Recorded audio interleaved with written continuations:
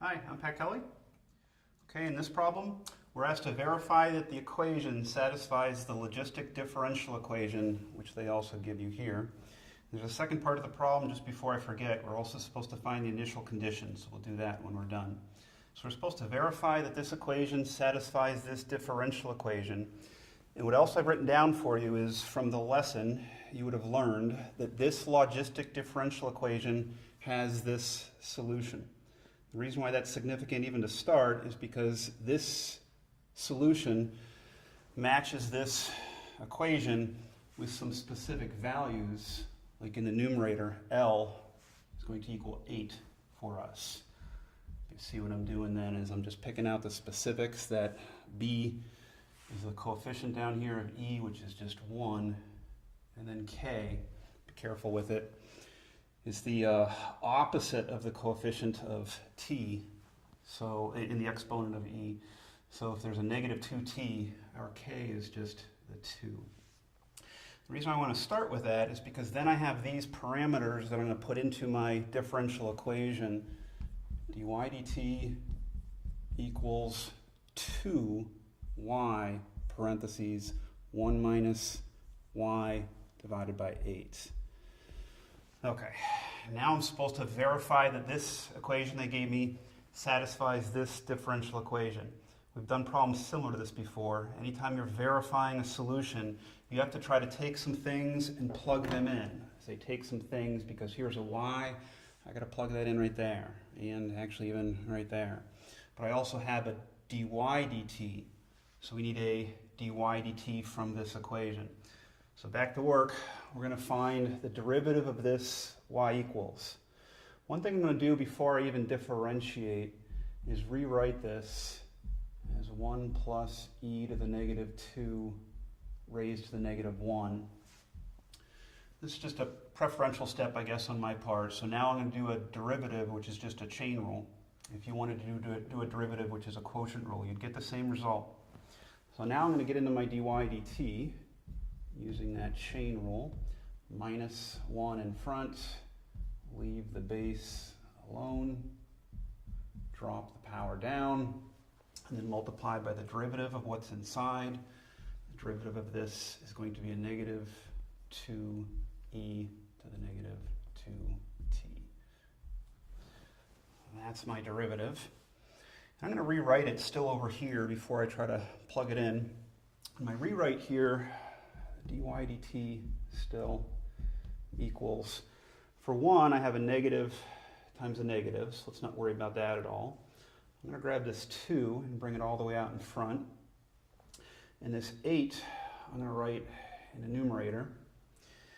And I'm going to take this parentheses to the negative 2 power, shove it downstairs so that it has a positive exponent.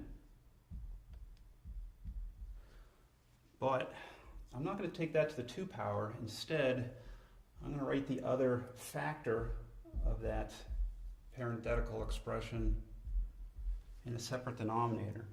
I have a few blanks to fill in, but just to make sure that that didn't throw you at all, this parentheses to the negative 2 power, negative exponents go downstairs. Since there are 2 of them, I just split them up, that's all. There's a method to my madness. Now all that's left then is this e raised to the negative 2t power. Give yourself a second, you should convince yourself those 2 expressions are the same. And the reason I wrote it that way then is because now I'm going to, I could even try to stay coded here, my double underline, I'm going to substitute all of this in for dy dt into this equation. Okay, so dy dt is going, now I'm moving over here, I'm trying to verify, so I'm trying to plug those pieces of the puzzle in. My dy dt is here, 2, 8 over 1 plus e to the negative 2t times this fraction, e raised to the negative 2t, parentheses, 1 plus e to the negative 2t. Just get my bearings. That's just the left-hand side of the equal sign. And now I have to see if that equals, remember we're checking to see if this is a solution, trying to verify that. And on the right-hand side, 2, and my little squiggle underline, the y I'll replace with what y equals up here. So it's going to be the 8 over 1 plus e raised to the negative 2t power times, and here's where I'm at, parentheses, 1 minus this y with the squiggle. I'm also going to replace with that, which is 8 over 1 plus e raised to the negative 2t power. And I know that that y was divided by 8. All I've written down was the y, this part. So the divided by 8, I'm going to handle with a multiply by 1 over 8. You can see that's just a quick kind of cross out then. And I'm still asking this question right here. Are these two sides of the equal sign the same? Well, take a look. This is why I did some of that manipulation ahead of time. Even a different color if you want. This stuff is the same as this stuff. You can even imagine like crossing them out. So I'm really now focused on this fraction, e to the negative 2t divided by 1 plus e to the negative 2t. And I'm asking if that equals what was left over here, which is in parentheses, 1 minus 1 divided by 1 plus e to the negative 2t. Excuse me. So not out of the woods yet, a little bit more algebra, okay?